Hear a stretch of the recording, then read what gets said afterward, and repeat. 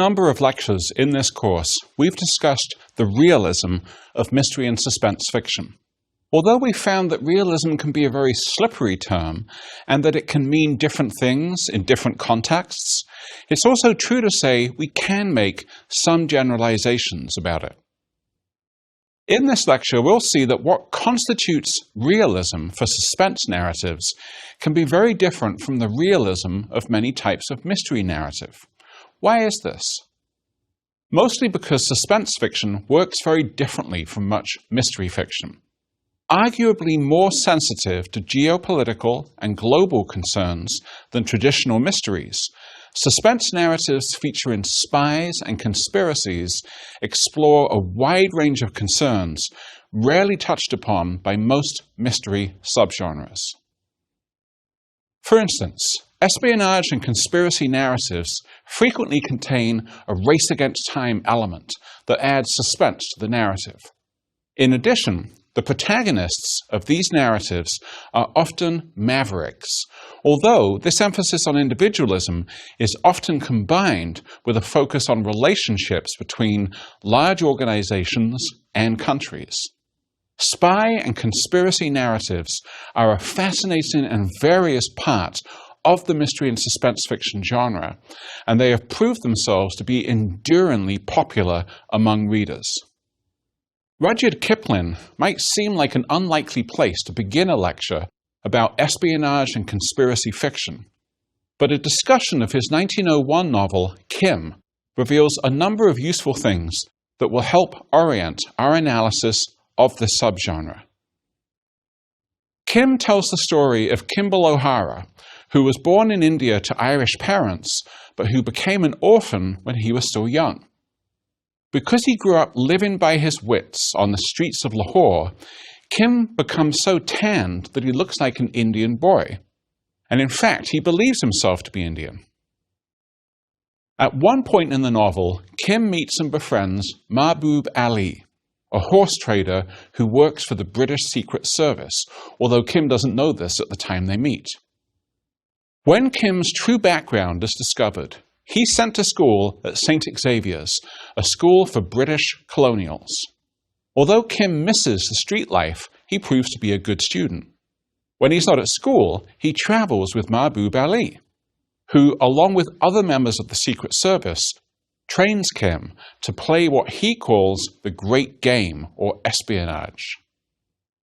After completing his training, Kim again assumes the identity of a street boy, but this time it's a disguise that enables him to achieve his true goal, which is to uncover the existence of Russian spies in the north of India for the British. The novel unfolds more as a military-themed adventure story than a quest for a secret piece of information, but by the time the novel ends, Kim is assured that he has played the great game well. The problem is that the reader is left unsure about what exactly this means. Why? Partly because we're not sure who's won, and partly because Kim still feels somewhat divided in his allegiances between being Indian and being British. I've summarized the plot of Kipling's Kim at some length because I think it reveals several important points about espionage narratives as a whole. First, just as much of the success of Kim has been attributed to Kipling's success in recreating the sights and sounds of colonial-era India, so many subsequent espionage narratives will be evaluated by a standard of realism that emphasizes verisimilitude. Many readers of spy fictions want to feel that the author possesses insider knowledge of one kind or another and is sharing that knowledge with readers, who then become part of the in-group, as it were. Second, the reference to the Great Game indicates that spy novels are a highly ritualized form of literature that describe highly ritualized forms of interaction between two opposing sides that share a paranoid, or at least a highly politicized view of the world. In this regard, there's an interesting similarity between spy novels, which are often taken to be the last word in realism, and the highly artificial form of the puzzle mystery. Both are bound by rules, some implicit and some explicit, that govern their plot structure and outcomes. Third, the use of the phrase "great game" suggests that even though the stakes of the games played in espionage fiction are very high, in many novels they even determine the fate of the free world, they also have a playful dimension. Not only are they ritualistic, but often all the players are known to each other.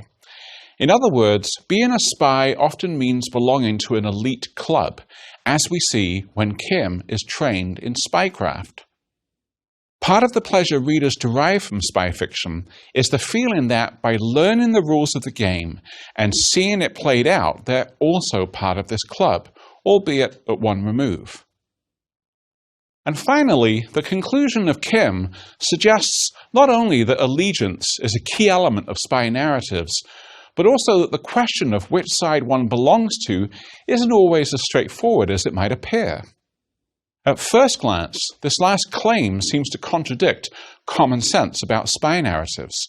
Surely this subgenre is all about belonging to one side or another. Well, yes, that's true. But just think, how many of these narratives contain characters who move from one side to the other and then back again? Or double and even triple agents who are working for both sides at once, or perhaps even for themselves, while pretending to swear allegiance to just one side.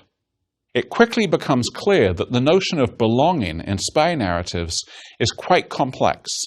Indeed, it may even be that one way of distinguishing between more or less realistic spy narratives is the degree to which they depict the question of loyalty as either simple or complex. Let's see how some of these questions play out in the work of John Buchan, who many people regard as the father of the spy novel. Born in Perth, Scotland in 1875, Buchan would go on to have a rich and productive career during which he worked in a variety of genres. Nevertheless, he's most famous for his thrillers. What came to be known as the Buchan touch refers to the hallmarks of his work. Characters that are romantic but not melodramatic, detailed and evocative descriptions of landscape and setting, and plots that move swiftly on their way to a satisfying conclusion. With regard to the spy novel in particular, Buchan is best known for his emphasis on the fact that beneath the apparently calm and placid surface of civilization lie tangled conspiracies that constantly threaten chaos if not controlled and resolved. As he puts it in his 1915 novel, The 39 Steps, away behind all governments and armies there was a big subterranean movement going on, engineered by very dangerous people. A closer look at his most famous novel will illustrate the key features of Buchan's work.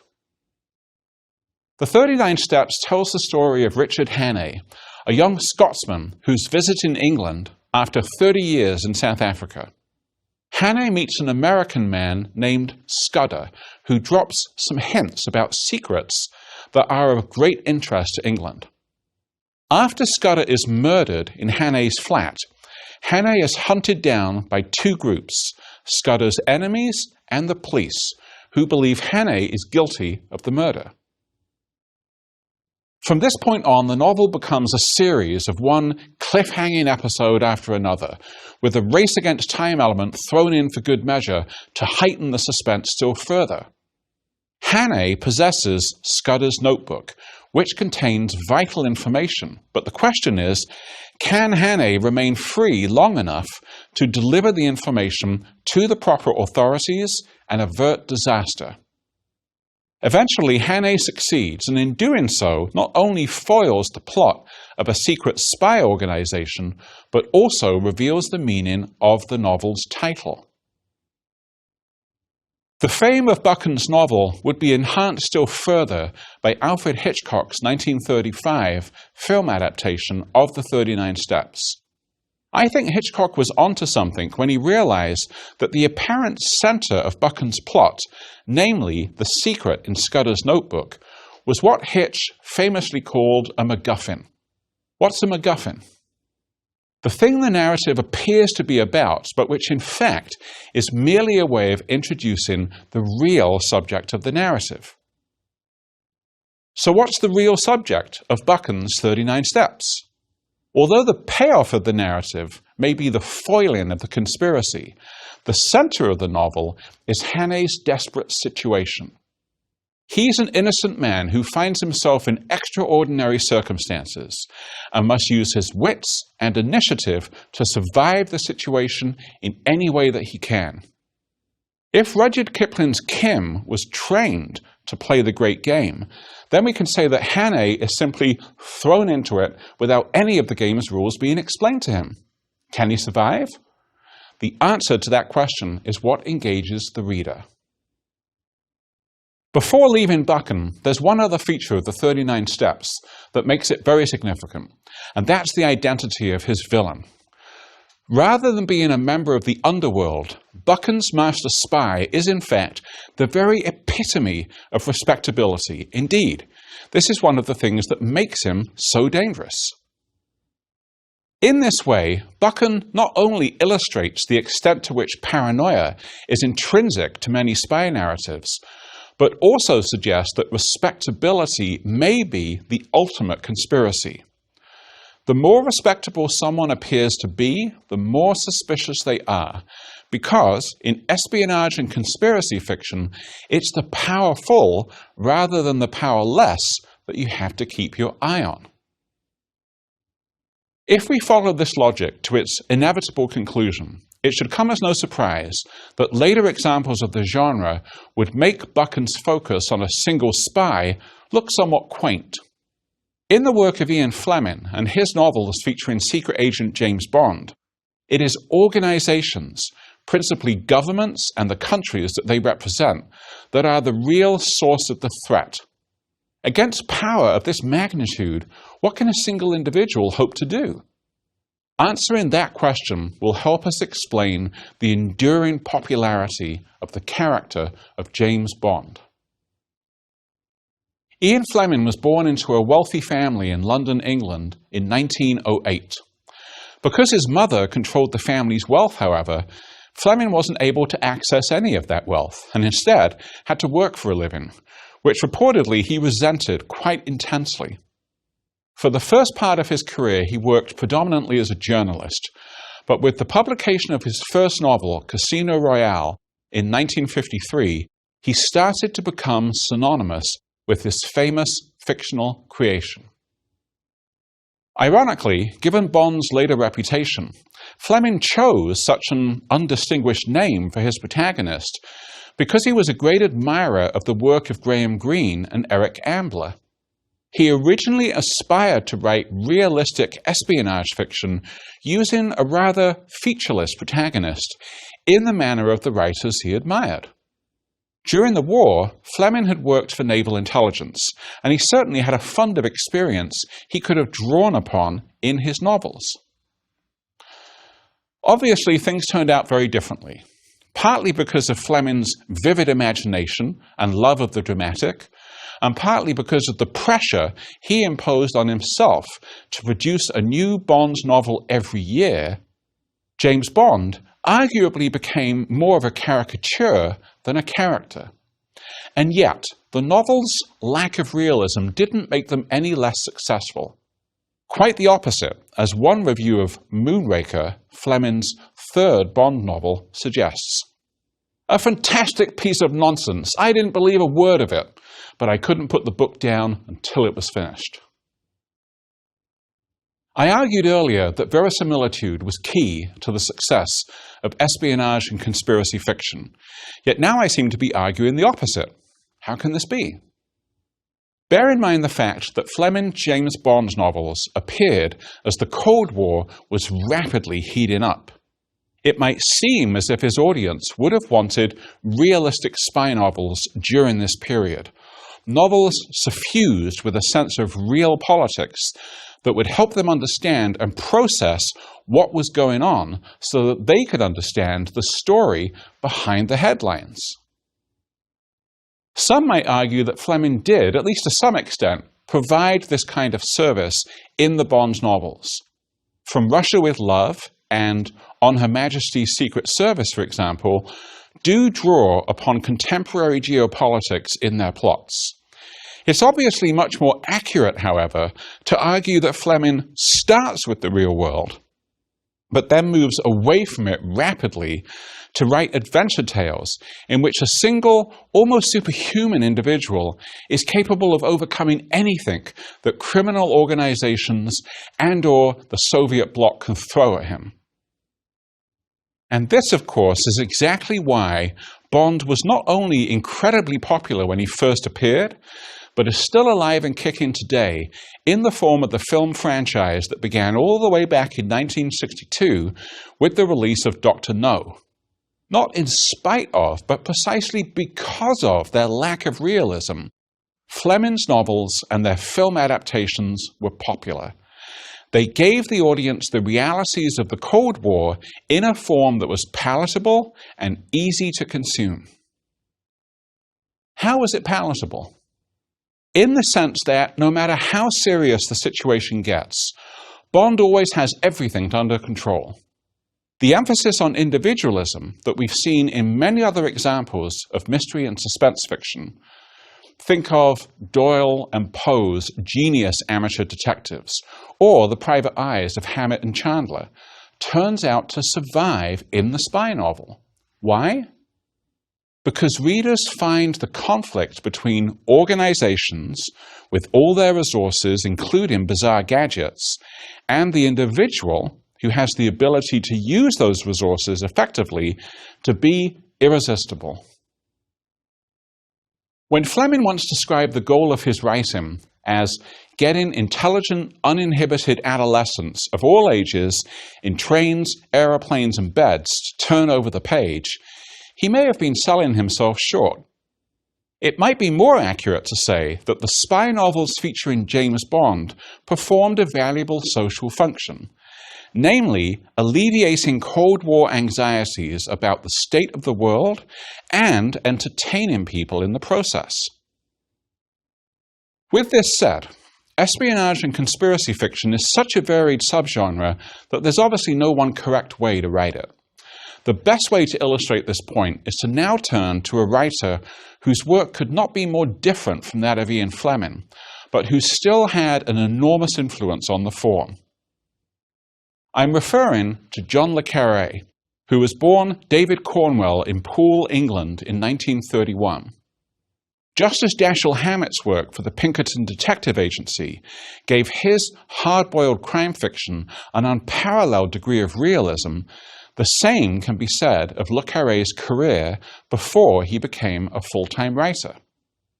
From around the late 1940s to the early 1960s, le Carré worked off and on for the British intelligence services in a variety of places and in a variety of capacities. Why was his work off and on? Mostly because for much of his career as an intelligence operative, le Carré felt intense ambivalence about the work he was doing. Based on his experiences, he once commented that there is no victory and no virtue in the Cold War, only a condition of human illness and of political misery. If the espionage novel is apparently predicated on a clear dividing line between good and evil, the West and the East, from le Carré's point of view, both sides are equally imperfect and at fault. In his words, we are in the process of doing things in defense of our society which may very well produce a society which is not worth defending. As you can imagine, this ambivalence not only finds its way into le Carré's work, but in some ways is the structuring principle of that work. His first two spy novels, Call for the Dead in 1961 and A Murder of Quality in 1962, were written while he was working for the British Foreign Office, which is why he had to publish them using a pseudonym. It was not until his third novel, The Spy Who Came In From the Cold, was published in 1963, however, that le Carré's work really began to attract attention as making a significant contribution to the espionage genre. The novel tells the story of Alec Leamas, a British intelligence agent who wants to retire from active duty or come in from the cold. His superiors convince him to take on one last assignment before he retires, an assignment that involves Leamas pretending to defect in order to give false information to the East Germans that implicates one of their officers as a British agent. The plot quickly thickens when Leamas starts to understand what his real mission is and the fact that he's been set up by his bosses. The spy who came in from the cold was so successful that it finally enabled Le Carré to retire from the intelligence services and to devote himself to writing full-time. The subsequent novels he produced, like Spy, were highly praised for their decidedly unromantic, even mundane approach to espionage work. As the novelist Anthony Burgess once commented when discussing Le Carré's work as a whole, Le Carré's contribution to the fiction of espionage has its roots in the truth of how a spy system works. The people who run intelligence totally lack glamour. Their service is short of money. They are up against the crassness of politicians. Their men in the field are frightened, make blunders, grow sick of a trade in which the opposed sides too often seem to interpenetrate and wear the same face. Burgess not only comments perceptively about Le Carré's work, but also gets at the heart of what makes that work radical and what differentiates it from the James Bond novels of Ian Fleming. If James Bond is meant to personify the power of the individual to resist and defeat the collective power of large organizations, even entire countries, Le Carré's novels allow for no such comforting fantasies. In fact, it wouldn't be going too far to say that, in a sense, there are no individuals in Le Carré's work. Instead, there are only faceless, colorless, and impersonal representatives of two political systems that are meant to be antithetical, but which again and again prove themselves to be disturbingly similar. In this context, although Le Carré's most famous fictional creation is probably the spy master George Smiley, who appears in a number of his novels, it feels a little inaccurate to describe Smiley as a series protagonist. Why? Because if Smiley distinguishes himself at all, it is by his studied anonymity, which allows him to do his job effectively, despite the frequent misgivings he has about that job. While Smiley and his colleagues are very different from the archetypal secret agent personified by James Bond, they do have one very obvious thing in common. Like the protagonists of the other novels we've looked at in this lecture, they're all men.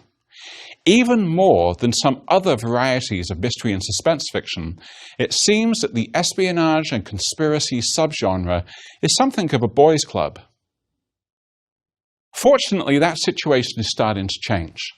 And interestingly, that change is being spearheaded by another former representative of the British intelligence services, Stella Rimington, the first woman ever to head MI5 and the first leader of the British Security Service whose name was made public.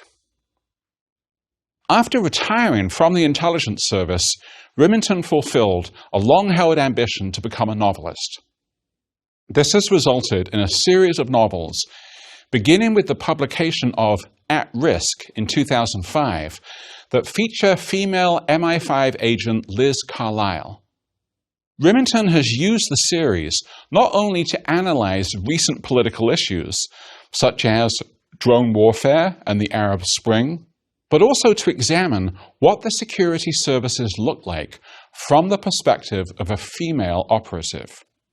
In doing so, Rimington has added a valuable new dimension to this subgenre. Although Rimington's novels have sold well, they are dwarfed by the success of Dan Brown, as indeed are most of the other writers I've discussed in this lecture, with the possible exception of Ian Fleming.